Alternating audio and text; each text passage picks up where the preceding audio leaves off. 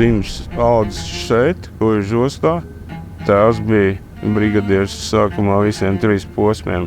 Abi vecie tēvi ir bijuši zvejnieki, un atnākot no armiju, parādījās brīva vieta, kur tēvs man iesaistīja piekrist zvejā.